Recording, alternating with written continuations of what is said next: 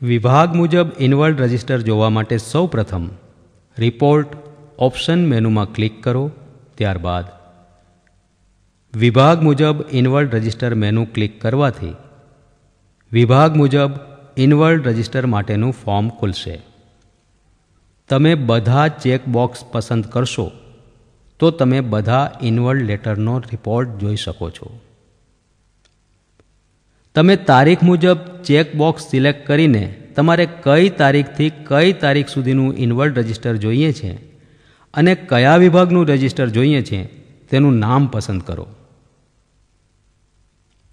તમે નંબર મુજબ checkbox select કરીને તમારે કયા સિરિયલ નંબરથી કયા સિરિયલ નંબર સુધીનું ઇન્વોલ્વડ રજિસ્ટર જોઈએ છે તે મેળવી શકશો.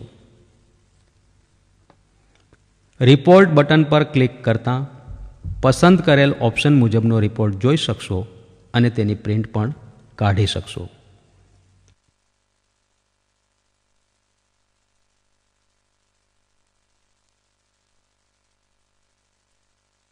ફોર્મ બંધ કરી દેવા માટે બહાર બટન પર ક્લિક કરો.